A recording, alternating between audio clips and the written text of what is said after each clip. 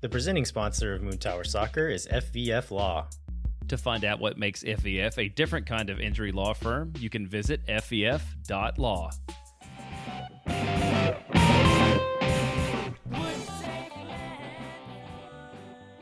Hello, friends, and welcome to Swoontower Soccer. My name is Mike Cragnola. And I'm Steph Cragnola. And we are all about the boys. This week, we will be doing our standard Matchscot interviews, our pre-match fit checks, our rundown of our last couple of weeks of matches, standard social media standouts, the stuff that's happening kind of off the pitch. And then, as always, we'll be closing it off with Steph's Man of My Jersey segment. But first this week, we will be doing a special Swoontower Spotlight with Annamaria Liu from the City SC Report and Wannabe Fans podcast. Annamaria, thank you so much for joining us. Thank you for having me. Yeah, we're so excited to have you back. You're our first repeat guest. You are our first guest and our first repeat. So that's awesome. We're excited. Yeah. Yeah, you are our first of firsts twice. So that's pretty cool. Last time we talked, we had kind of the start of the season question marks coming in here, but I think we are starting to see some teams round into form a little bit. There's still a lot of open questions kind of all over the place, right? But this week we are headed to the Stadium Under the Arches, Sunday at 3:45. McDonald's. I'm sorry. I'm so sorry. When you said it, there was just one arch in the notes intro. Yeah. And now it sounds like we're playing at McDonald's. I guess there is only one arch in St. Louis, right? Yes. There's not a McDonald's in the stadium, is there? No, there's not. All of our stadium is local food options. Oh, great. Us too. Let's take that over then. And we will head to the Stadium Under the Arch to play the away leg of our season series with St. Louis. On Tuesday, the Moontower guys got to talk to Bradley Wright Phillips to preview the St. Louis match from the national perspective. And so we are so glad to have you back to talk more about the local perspective and kind of the insight that folks who, at the national level may not be able to get into quite as much as the locals. So thank you again. Yeah, no problem. It's been interesting. We've mostly had draws this entire season so far.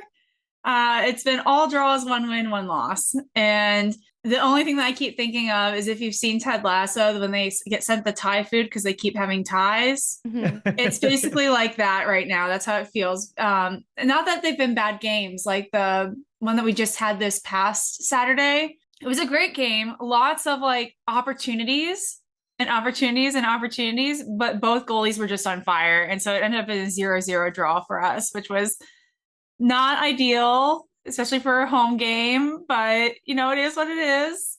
It was fun to watch. Good. Yeah.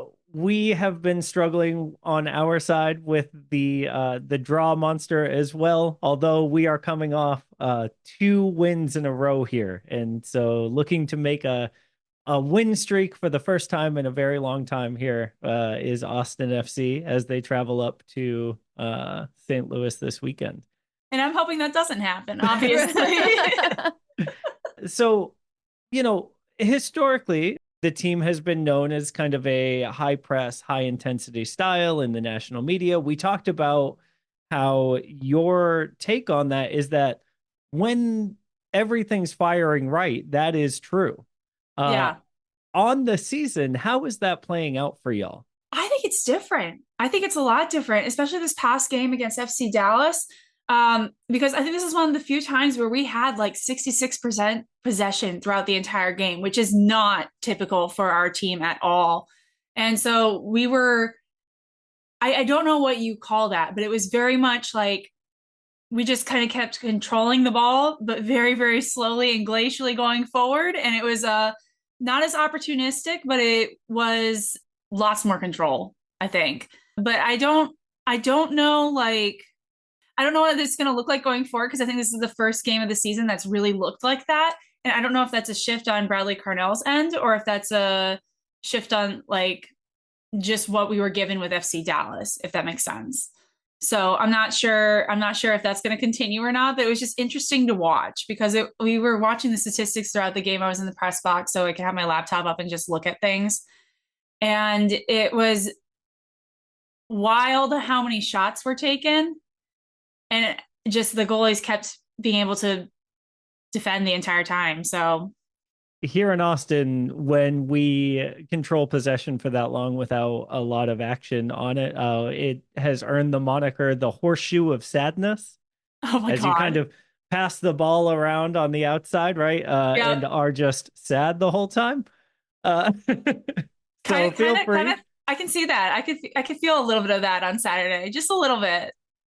Yeah, I mean, and how do you, just seeing how they've played, like seeing that shift, how do you think that based on our first match of the season that's going to, do you think that they'll stick to previously their game plan against Austin? Do you think that, I mean, I know it's hard to predict, but how do you think they're going to approach Austin this weekend specifically? Yeah, because it does sound a lot like FC Dallas did what Austin made St. Louis do, right? That first Austin St. Louis match, y'all had 61% possession. Y'all had 17 shots. Yeah. And still walked away with a draw with us, right? So yep.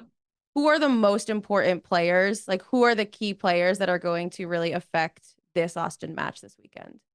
Okay, so we have Edvard Leuven back who's one of our midfielders who takes a lot of our like corner kicks and other shots for us on the pitch. And he was just seen practicing with the team today, so hopefully he'll be back on Sunday. He's been out for a couple of weeks for unspecified issues.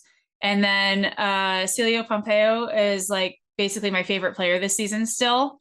I mean, you got Berkey, and Berkey is Berkey, and he's, you know, a great goaltender. But then like Celio is just so much fun to watch, where he's just, when he starts for us, I feel like we have a different energy than when he just comes on later. So it's a lot more fun when he's out there. So I'm hoping that he starts on Sunday.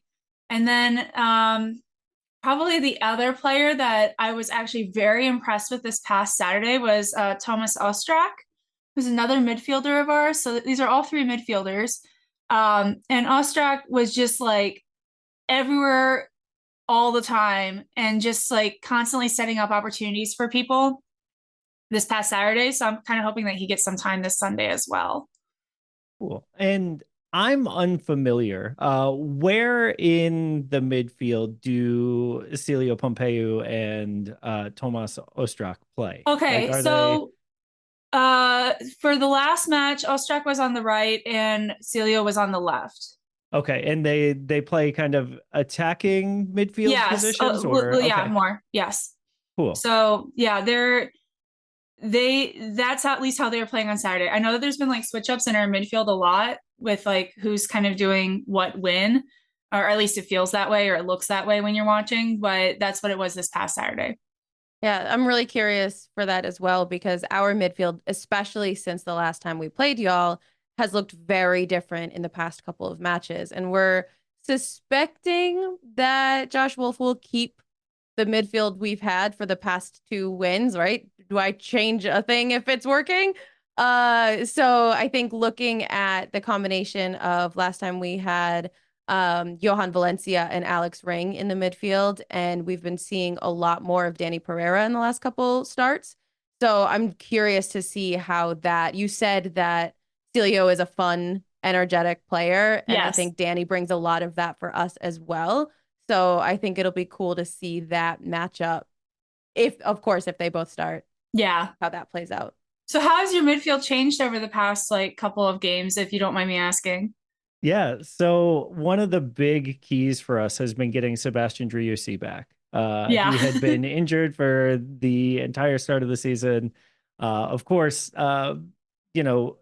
having your de facto number 10 back in your team can be a really big boost, especially when that guy was, a 2022 MVP finalist and, puts up the numbers and can control the game the way that Driussi can when he's on. We've seen a lot of him on the ball the last couple of matches while he's been fit and active again. So with him back in kind of that leadership space. Alex Ring hasn't had to slide up into that position or have Diego Rubio drop back into that position, meaning we can play like a first choice 11. Right. I think pushing Diego Rubio up front into striker has been a big, I mean, he is a ball of fire. And so I think having him back in the midfield wasn't, whether it was just communication between him and Alex Ring and then Valencia, who were there when we played St. Louis, whether that just wasn't working and they weren't gelling, or just the general age of the players when we see Danny Pereira out there with Owen Wolf on the wing and Jader Obrian on the wing rather than seeing Ethan Finley out there. Like it just, I don't know if just general age of the players up on our front line has been meshing better or personalities. I don't know what it is, but there's something that a lot of these players are only a little bit versatile when we've needed them to be super versatile. I think the connective tissue between the back line and our attacking band in that St. Louis match especially was really suffering, because when you have Alex Ring and Johan Valencia back there trying to build out,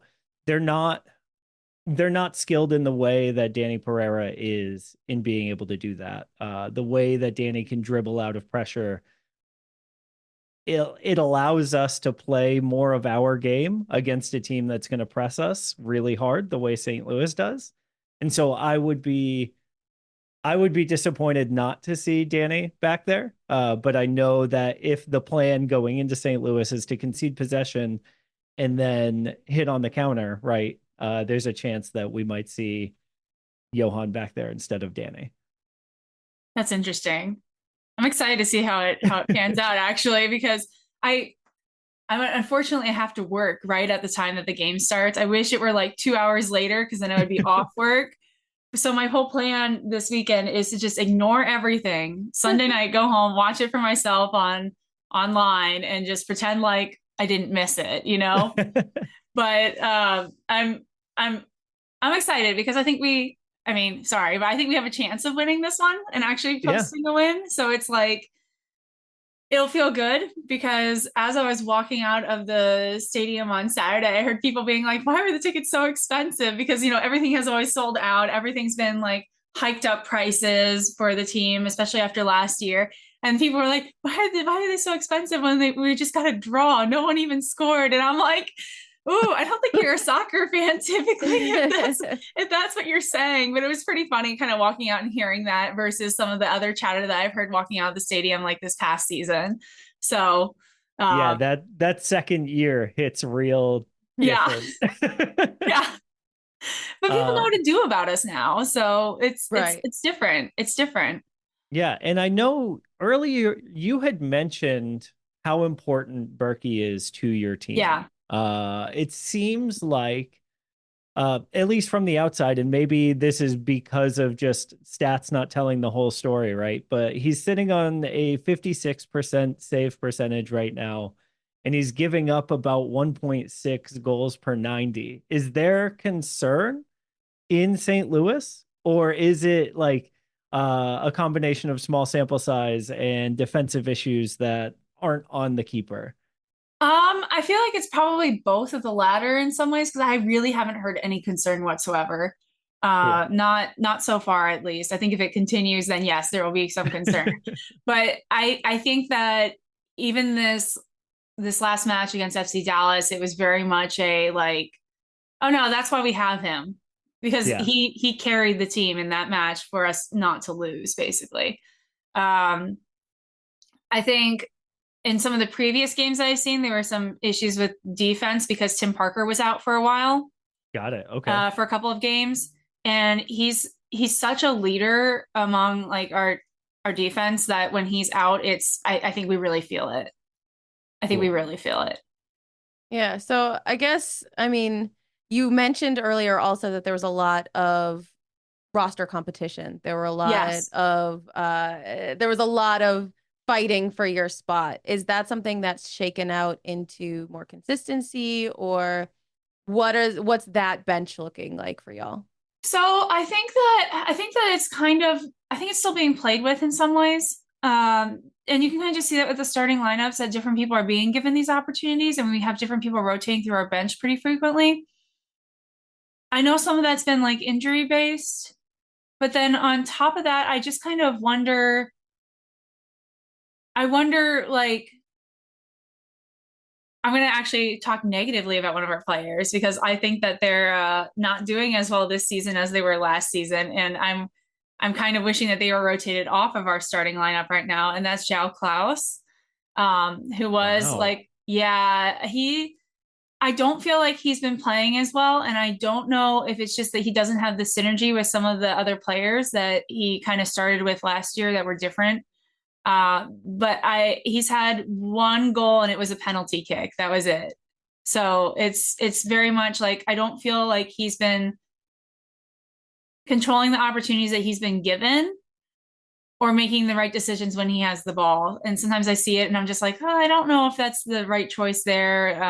If he and I don't feel like teams are putting additional pressure on him. There was a point last season where I felt like people were, putting additional pressure on him because he was so good. And at this point in time, I'm just kind of like, I'd rather see anyone else start up front than him. Like maybe he comes on later. I don't know. Not necessarily a professional opinion, but very much something I've heard repeated throughout other places as well from the fan base. Yeah. And I think that one of the things that makes independent local media so valuable is that it's not a mouthpiece for the club, right? Yeah. Having that take and being able to back that up is part of what makes your role so important and so valuable. And so, and especially so valuable to us because it's not the front office that's listening to this. Like it's our fan base to this. And I think having those insights is really important. Yeah. So like, I don't ever want any of our guests to feel like, putting a foot wrong in this podcast is not, that's true. Like that's especially true. For our audience, if there's an undercurrent of like João Klaus is underperforming, that is exactly the stuff that we're trying to find out for people when they're watching this, right? Because a lot of us know João Klaus as being just this dominant like beast of a player in the highlights, right? Or in the goal totals from last year, or in the way that he terrorizes us. But if there's an undercurrent where you're like, he's not getting it done right now, that's like really interesting stuff for us to watch out for on Sunday. So yeah, and I think that might be something that you see depending on who starts. I'm hoping that we have other people up front, like Sam Adeniran is probably like my favorite forward that we've got right now, because I think that he gels well with the other players a little differently than Klaus does, but we'll see because that's not under my control. So I'll find out. I'll find out an hour ahead, just like you guys do. Yeah, and then someone who to me jumped out as like really impactful in a short amount of time when they played us recently was Rasmus Alm. Is he back? He's back, but I think they're taking it easy because he played this past Saturday, but he played for just the first half, I think. And then he was rotated off. But he was injured for like a lot of last year. He had something severe. I think it was like a groin injury of some kind. And he was out basically the entire season. So yeah, he's back. I haven't really seen enough of him to really have too much of an opinion because it seems like they're still limiting his time that he's out. Okay, cool. Yeah. Anytime a team that wants to attack the way St. Louis does can bring in like really strong midfielders to back up their players that are out makes me really nervous. And so personally kind of glad to hear that he's still on the mend and not quite up to full fitness. Yeah, so I guess like the last question I have is, what do y'all got to do to win? What's the key to St. Louis victory this weekend? I think we either need to play the way that we like to with the high press, which we haven't been able to do as much recently, or we have to adapt to the situation that we're being given and actually just try to play differently with as much possession as we have. I think those are the only two ways ahead. I don't think that there's some magical third option that they can pull out, and I don't know if we can adapt. So I'm hoping that the normal high press situation works for us, because we're really good at getting draws when we have the possession. That's about it. So I want to win though.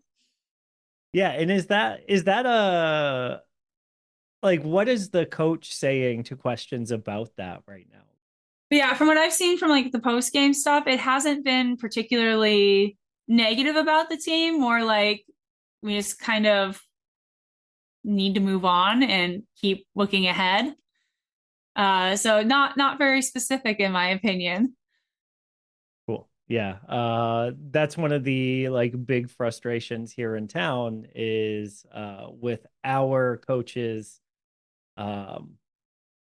dismissing of media questions around form, right? And so trying to find out if that's a MLS universal truth or if I think it might be. Because like it's not so much that we get like refusal to answer questions, they're just answered in a way that make it so that you don't necessarily get an answer, if that makes sense. Yeah. Non-answer answers. Cool.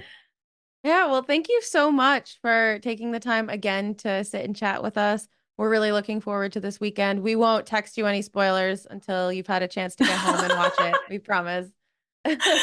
Yeah, I'll let you know. I will let you guys know as soon as I sit down and watch it, and hopefully I don't get too many updates on my phone. I might have to turn them off because I get the automatic updates from MLS, Yeah, so you'll have to disable those. Turn off all notifications. Just for a couple hours.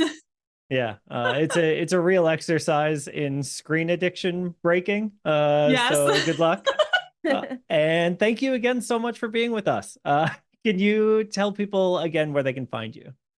Sure. You can find us on any place you get podcasts at Wannabe Fans or City SC Report. I don't contribute to the City SC Report podcast. I do contribute to their website, cityscreport.com.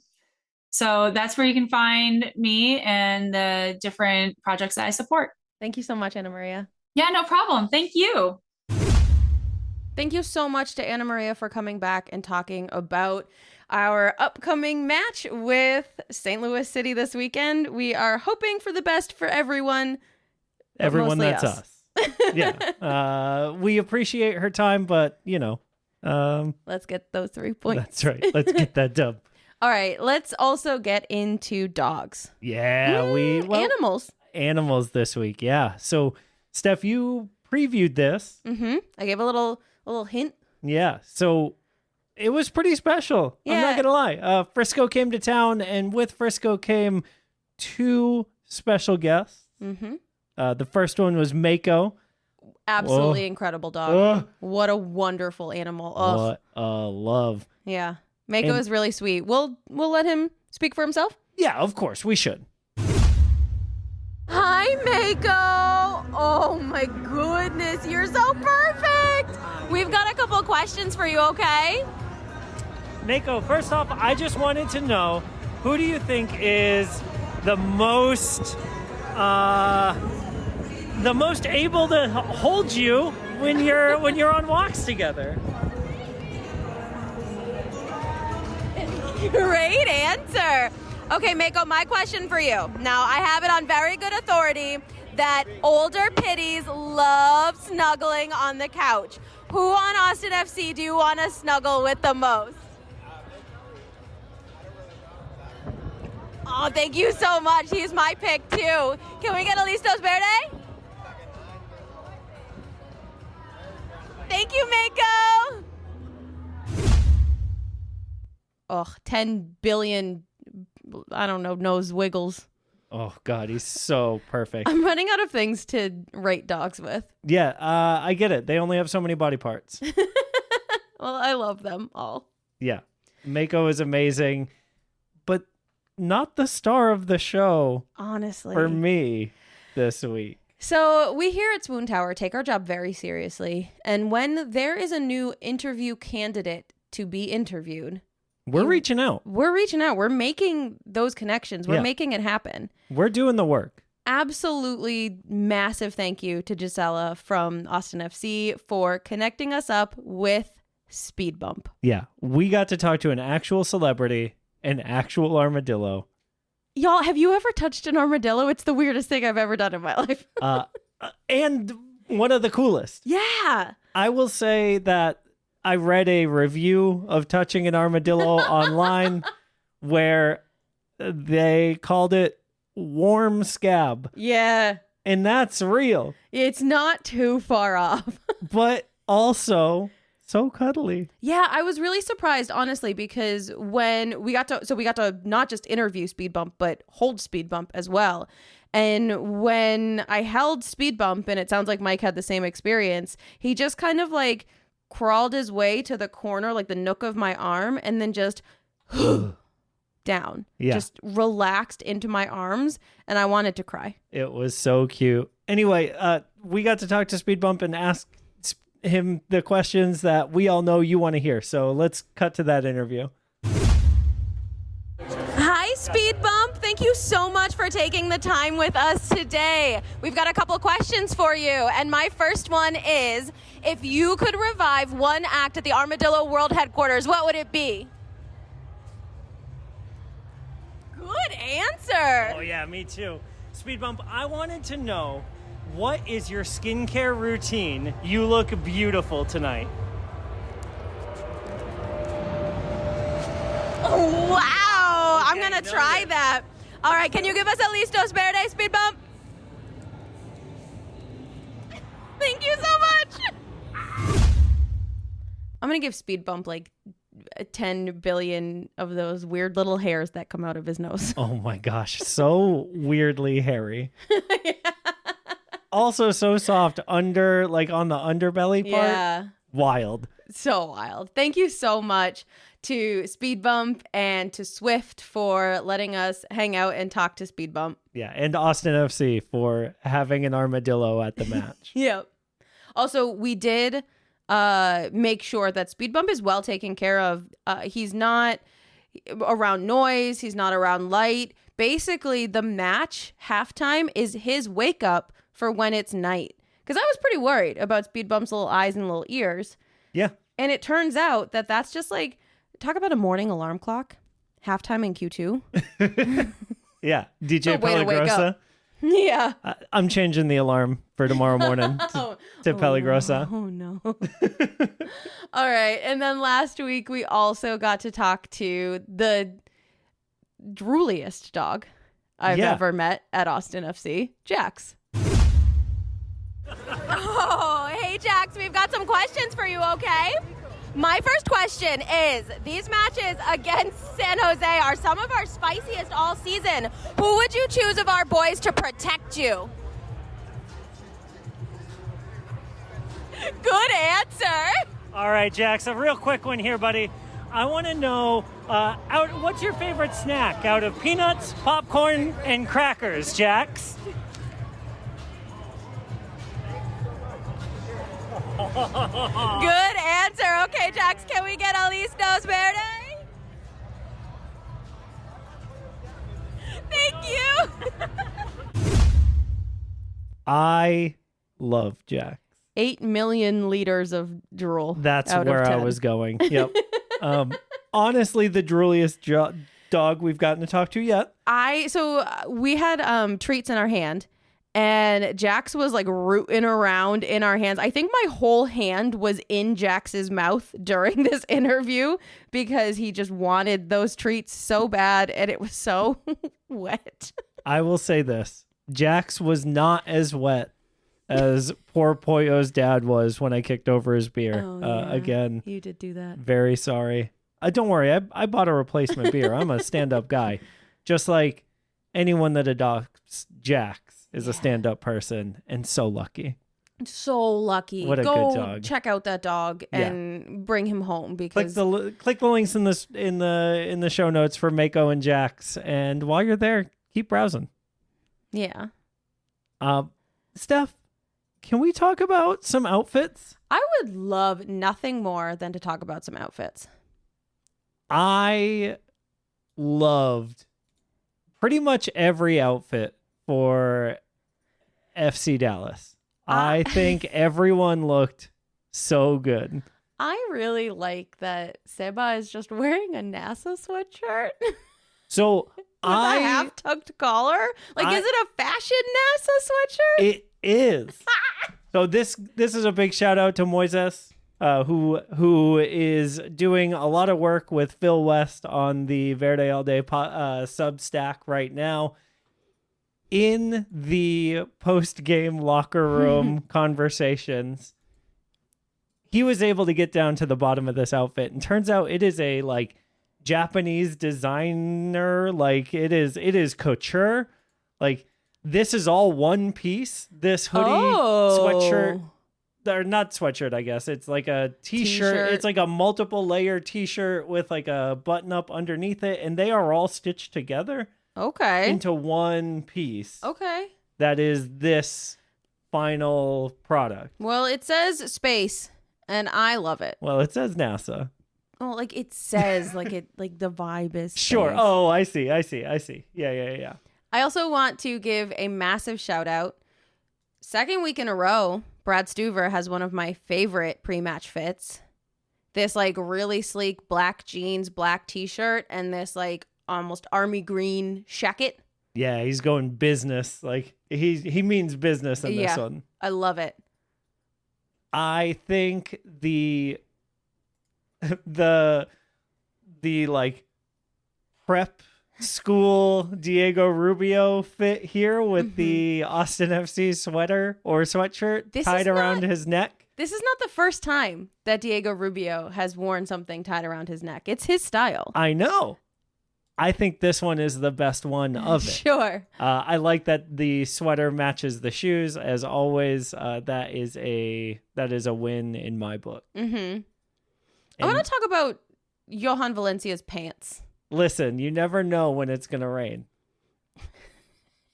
Okay, we're done talking about Johan Valencia's pants. I think, here's the deal. As a man that loves to cuff his jeans, I see what's going on.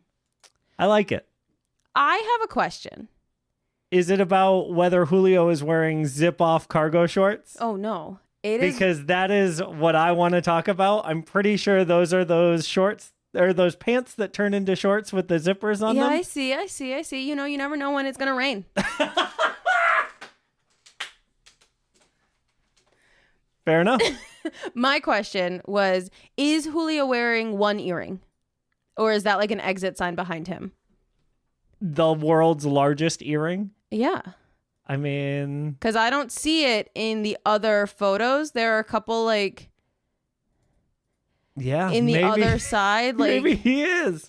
And in Hader's, it kind of looks like it might be an open door behind him. Oh, I see it. Yeah. And in Brad's, there's the little exit sign. So maybe it is an exit sign, but I'm choosing to believe that Julio is wearing one earring and it looks dope as heck. I want to believe that is a gigantic earring. As my Lord and Savior Fox Mulder would say, I want to believe. All right, let's move to San Jose fits. Oh, yeah, we're just going to get right into it. Yeah, let's just keep going. Let's keep going to outfits. Julio, keep looking at these clothes. Plus. This plaid vesty jacket, like over vest. Oh, I love it. He looks like a Bash brother from D2. Yes. Oh, he needs a headband.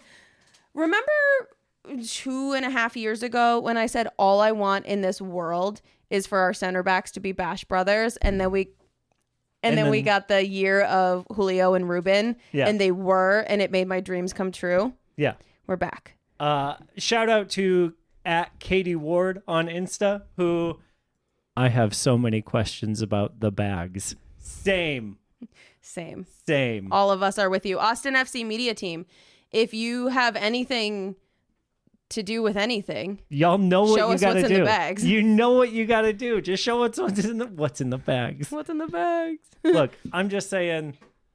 Can we talk about Danny's shirt? We can talk about. We have so many things to talk about with these fits. So yes, let's talk about Danny's velour T-shirt. Yeah, what an choice. Insane choice. Yeah, it's amazing. Yeah.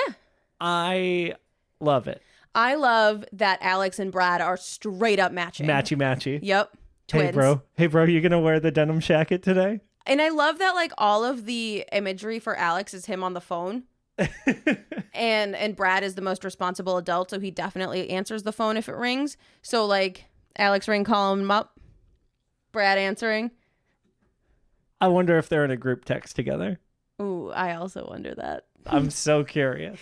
I really like Ethan Finley's like lilac polo, his golf shirt, really bringing the dad energy in. I'm really proud of you. Why? Because you didn't call that color khaki. Why would I call it khaki? It's because lilac. You call every other color khaki. No, that's clearly a purple tone. Jeez, I have eyes. Mm-hmm. They're not good. But Giassi, I'm watching this video on loop, which is where I'm coming from. Giassi, I think I own the same shirt. You do. So I would love to ring him up. Yeah, he needs to text you next time he wants to wear it. Exactly. We can be matchy. I've got that color jeans. Yep. So, Giassi, let's go. Although you can tell that he is coming straight from mowing the lawn with those shoes. Oh, I can't do that. That's not fair. I can't mow the lawn. I'm too allergic. The other thing I wanted to call out from this set is Adam Klink on Instagram, who tagged John Gallagher and said, "Do we need to go shopping so they will put you in these photos?" There really has been a lack of Gally in the fit check photos. Yeah, there's got to be something to that. Yeah, maybe it's because his fits aren't great. Do we have to go shopping? That's the question we all want to know. Great What's question. in the bag, and can we go shopping with Gally? Speaking of shopping, actually, when the refs were finally getting paid again, I don't know if I've told the story on here, but I was out at the outlets shopping to buy myself that sweet Verde zip up that I've been so desperate to get. Mm-hmm. And I met Brendan Heinzike, and he was very kind and very nice and super like excited to talk about this Dallas match that was coming up. He was like, "Hey man, you going to the game?" I was like, "Dog, I'm never." You know I'm going. You know I'm gonna be there. I'm never gonna miss a game, especially not against Dallas, because the match moods are always right. Mm-hmm. And this was no joke. No.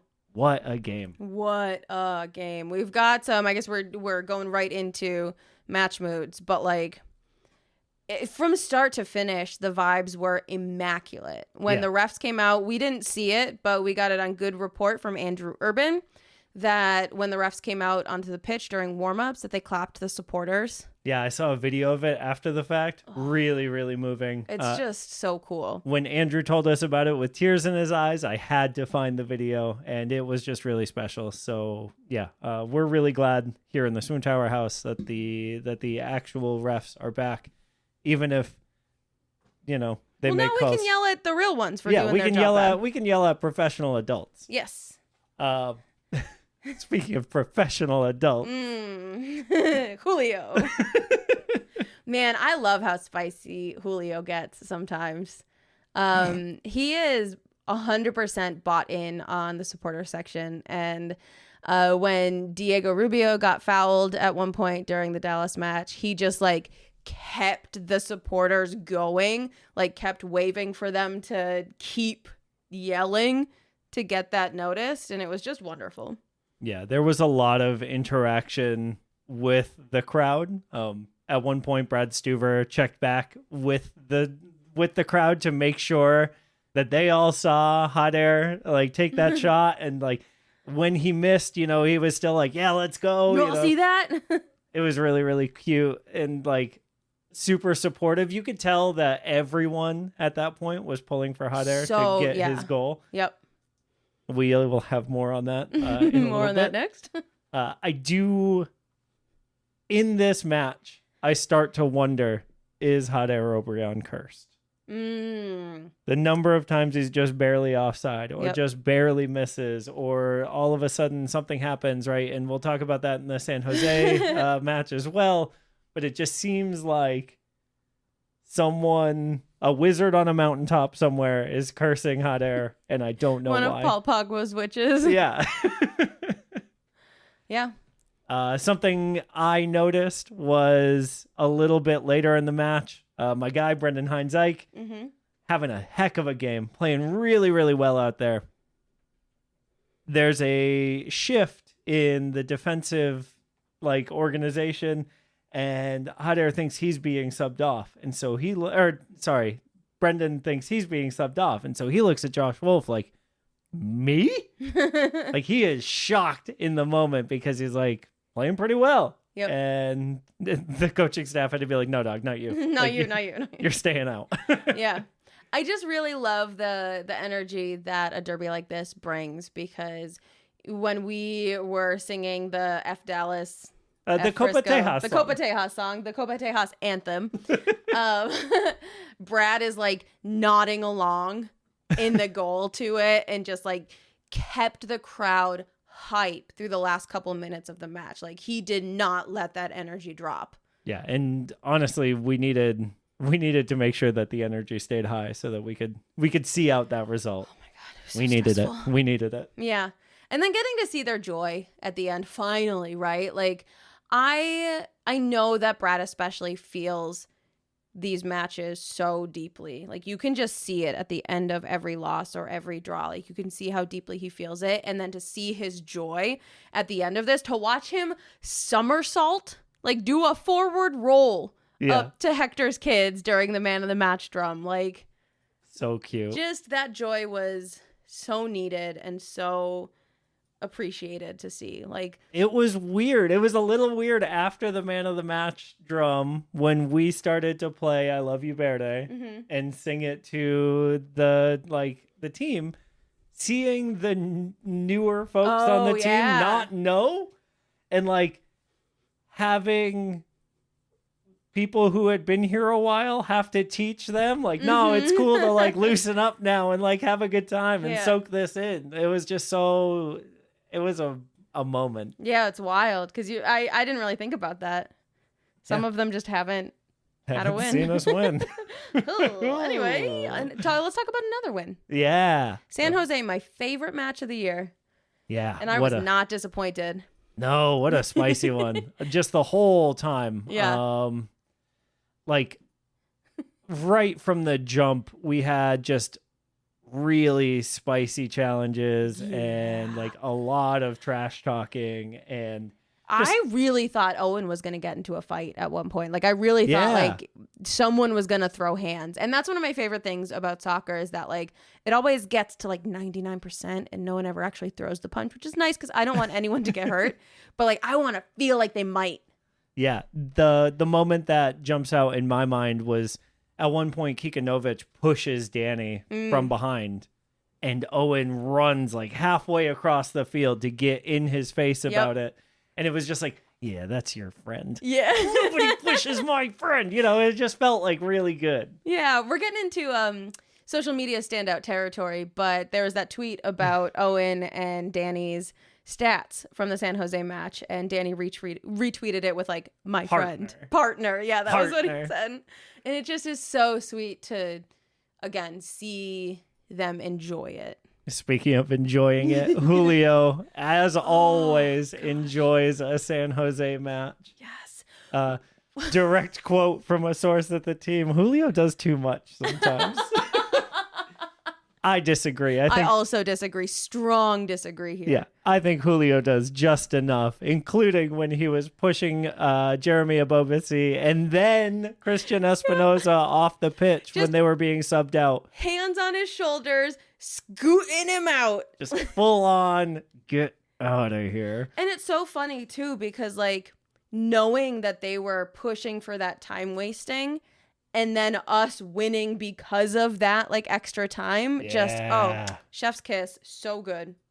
We did get another spicy Brad Stuver moment in this match. This is the thing, Julio and Brad, San Jose, it's the two of them. Yeah, I don't know what it is. There's something in the water when San Jose comes to town.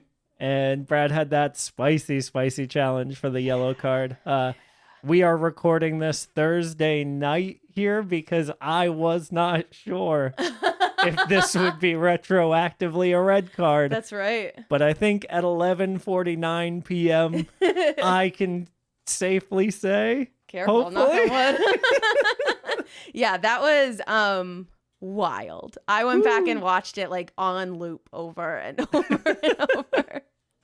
And like, I like the way San Jose plays. Yes. I think a team with that much well housing is something that I can get behind in concept. Yeah. Except when it's against us. Well, but I like to see that we match it when Yes. it's against us. And that's what I think is really fun about San Jose is that we match their vibe. Yeah. I like that a lot. Mm-hmm. I also like winning. Yeah. And it was really cool when we won to see La Murga just keep playing. I mean, Yep. they went another like 5 minutes after the... Yeah, the Felice at the end. Like, and that's not an easy one for those folks to be doing with the jumping. No. Like, that jumping is hard, and it went a long time. And everyone, like, no one wanted to let go of that feeling. And it was so exciting and I so can't cool. imagine anyone in the supporter section had a voice on Sunday. I barely had a voice on Sunday, and I was just in our section. Yeah, what a great match. We were really fortunate to bring some really great friend of ours to the match and have them get to experience an absolutely wild game. Yeah. So the last note that I have on match moods is kind of the like middle ground between match moods and social media standouts. Yep. We got a visual of the match ball speech where Josh Wolf awarded the match ball to Seba, who like did captain stuff and was like, no, this one goes to Haider Obrian. And just watching the new guys learn the culture of the team around, okay, I get the match ball, now I have to make a speech, and like everybody's gonna like give me a little bit of guff about it. And it was just Yeah. really cute and really sweet to see Super wholesome. back-to-back weeks, right, of new guys getting that match ball. So Yes. Speaking of Haider, I really need to get into Celly Ratings. yes. Can we take an ad break? Yeah. Swoontower Soccer is brought to you by our friends at FVF Law, the official injury lawyers of Austin FC. FVF is a different kind of personal injury law firm dedicated to community, transparency, and client education. And they have their own podcast called Summary Judgment. Check it out wherever you get your podcasts. You can go to fvf.law to find out what makes FVF a different kind of injury law firm and why understanding your legal options can dramatically change the outcome of a case. Once again, that's fvf.law. fvf.law. Our premier sponsor is McGuire Woods Consulting, helping clients in the public affairs space from lobbying at the local, statewide, and federal levels to digital and communications campaigns across the country. McGuire Woods Consulting has offices in 10 MLS cities, but only advertises on this podcast because it's the home of the two-time reigning Copa Tejas champions, which is the most important trophy in professional sports.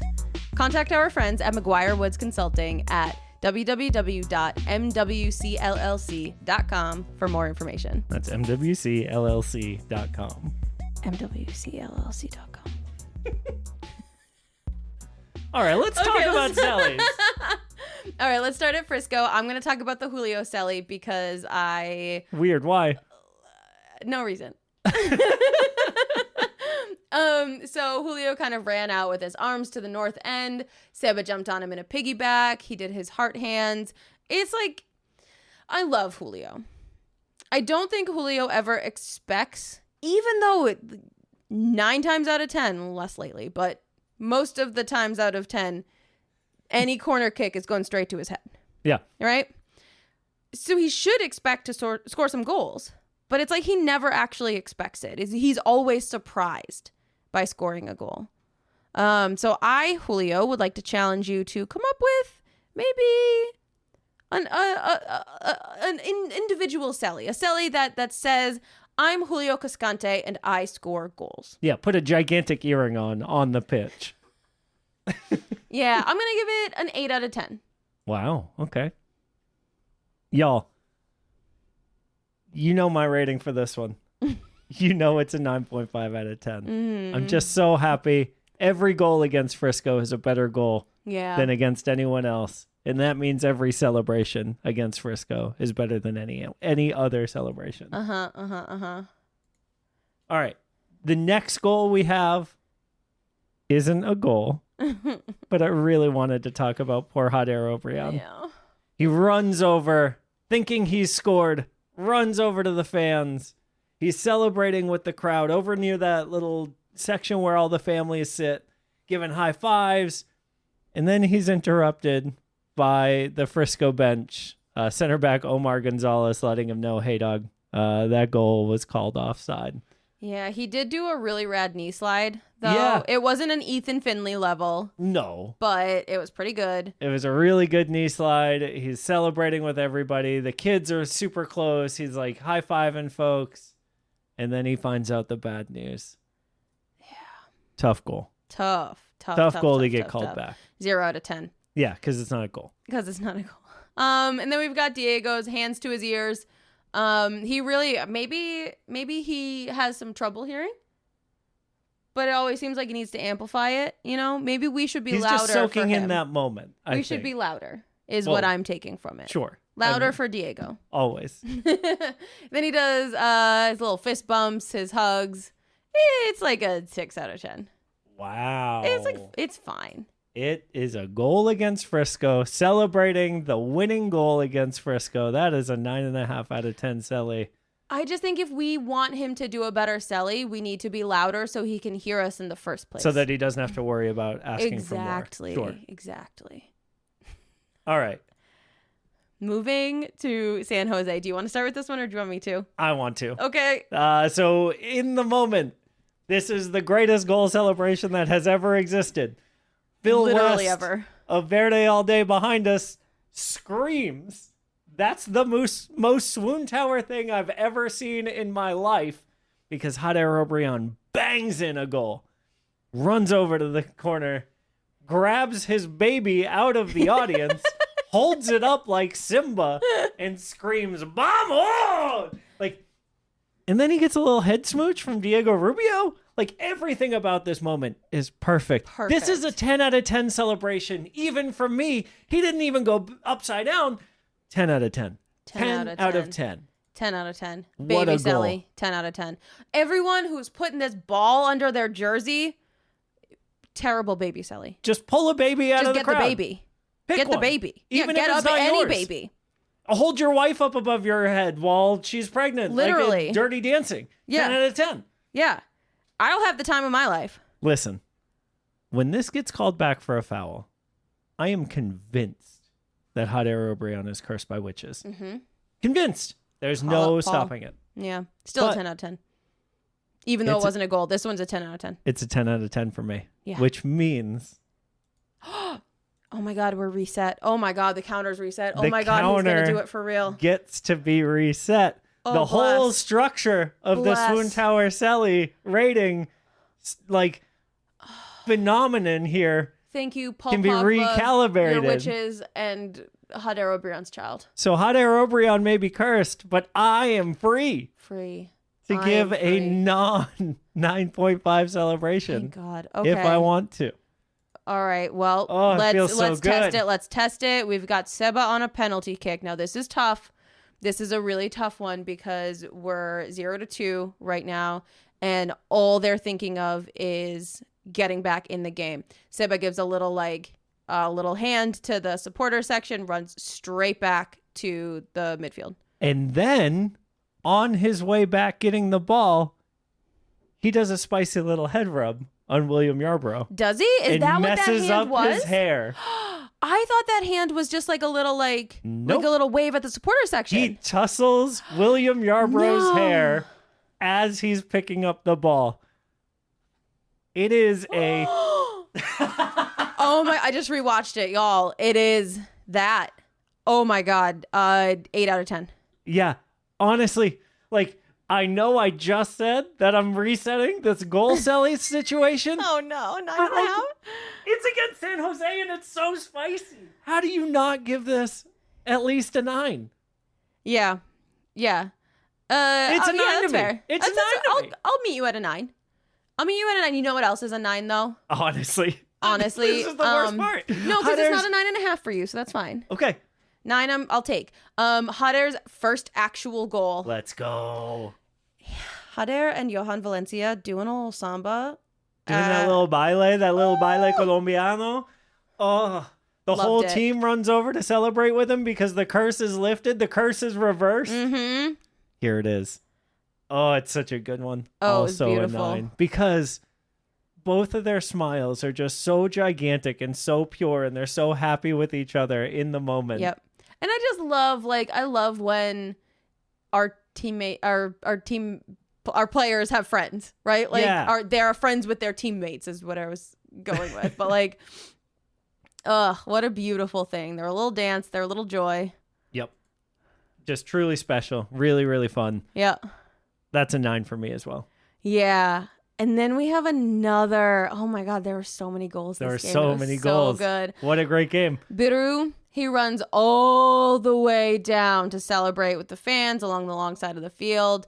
So many high fives. Goes all the way to the family section, all the way to Brad to give him a big hug. You want to talk about wasting miles. Honestly, this is a full run. It's a really good one. But it's also Hugging. such a beautiful goal. Oh God. And watching, also one of my favorite things is watching Diego Rubio celebrate that goal. Yes. He just stops and prays, right? He just is so invested in every moment of these games. Yeah. His arms go up. Mm-hmm. Biru's arms go up. All of San Jose falls to their knees in this moment. So sad. No, not yet. Do they in that one as well? Because they do at the end. Yes. They do twice, 3 times in this game, because when they come back, they fall to their knees in celebration. Oh, I see.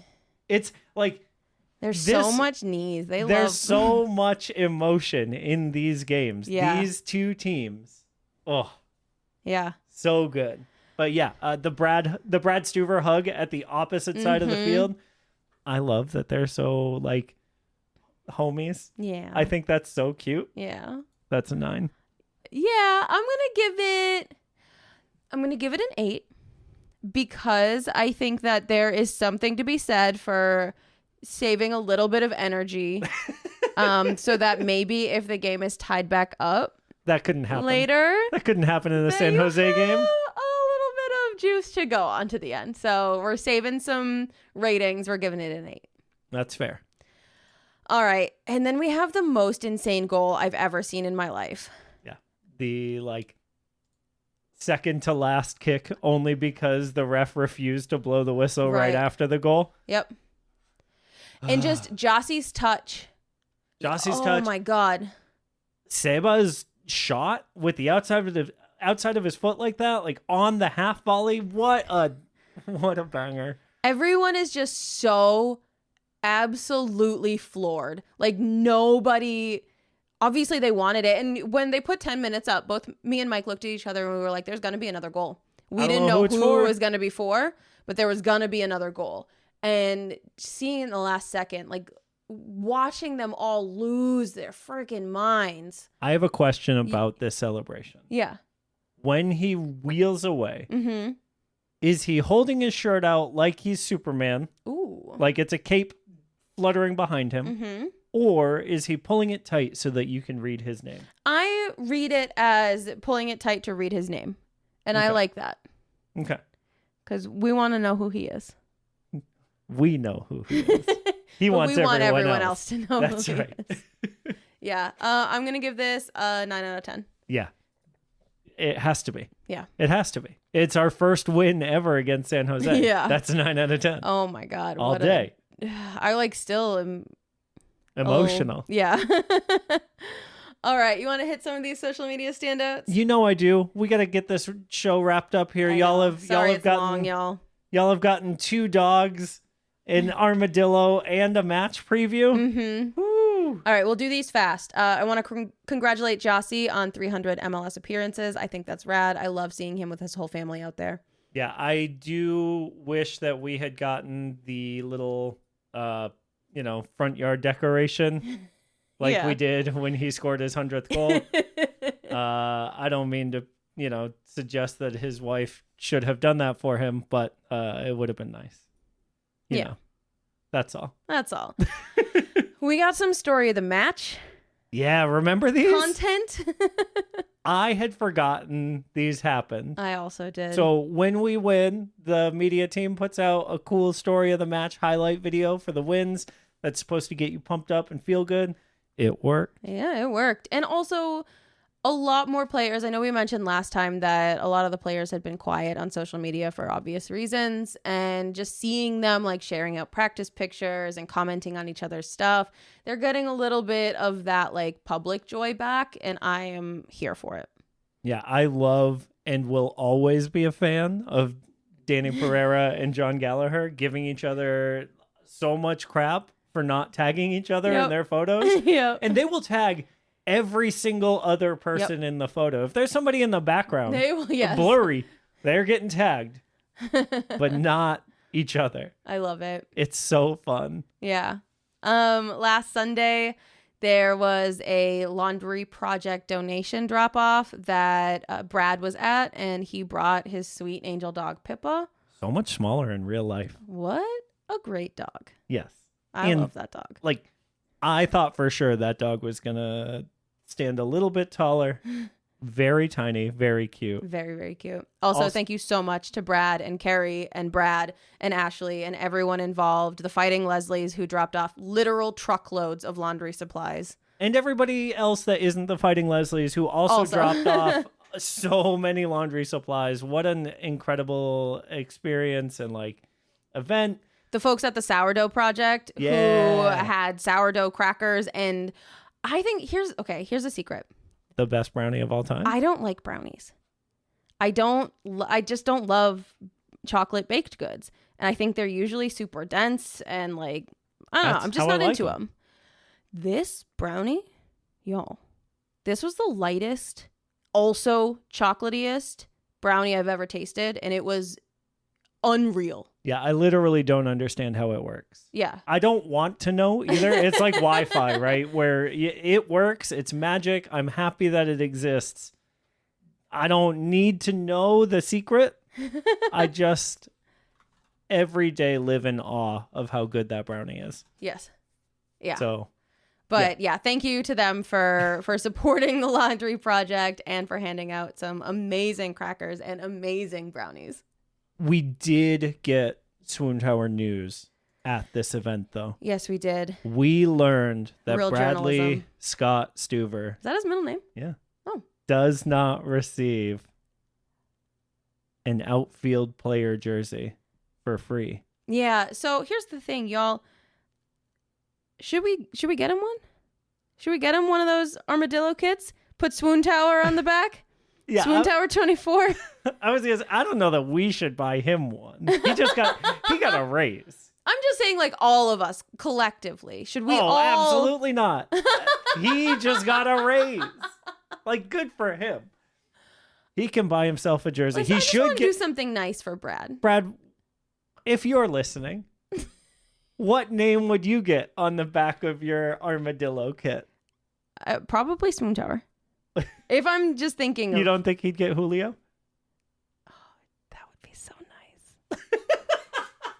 Speaking of Julio. Man of your jersey? No, I do want to call out that Julio did an interview with Michelle Sanchez. It was amazing. It was really great to get to hear him talk about His journey. Yeah. Yeah. Just seeing where he started and where he's gotten to. It's so cool. And for someone who doesn't do a lot of kind of public interviews, it was so great to see him sit down with Michelle and give her his time. I loved it. Yeah. For my Duolingo peeps, Michelle has done an incredible job of putting the English subtitles under the video that is recorded entirely in Spanish. Also, both of their Spanish is super clear and easy to understand. So highly recommend it if you are learning Spanish, if you are Spanish curious, if you are just Julio curious. This is great content and I highly recommend it. Julio Curious is like going in a bio of mine. I don't know where, but Speaking of We're at the man of my jersey. It's not Julio. Wow. I thought I should start keeping track, Yeah. but I already forget who I put for. I'll just have to go back and listen. Someone can tell me. But the man of my jersey this week is actually Owen Wolff. He's so good. I think that Owen has been playing so well, and I know that Owen especially has been the target a lot of disgruntledness, just because of who his father is, and I think that separating that from like watching him play, I've seen so much energy and so much fight from him in the past couple of weeks, and I've been really, really impressed with what he's doing. Yeah. And I can't wait. I really hope, like, this is obviously the very, very start of his career, but I hope that he kind of sees these players around him and how they engage with the community and how they engage with the fans and how they engage in social media and all of that stuff. He has some really, really great role models to look up to. And I hope that he absorbs a lot of that and really takes it and becomes the great player that we know he is on the pitch, off the pitch as well. Yeah. After prom. Yeah, after prom. Do you think... prom, then good stuff. I wish he had gotten a prom. Me too. Should we throw him a prom? We'll get Brad a jersey and we'll throw Owen a prom. Oh, boy. Y'all, that's it. That's it for us tonight. I know it's been a long one, but we appreciate you sticking around with us. We love you. Goodbye. Goodbye.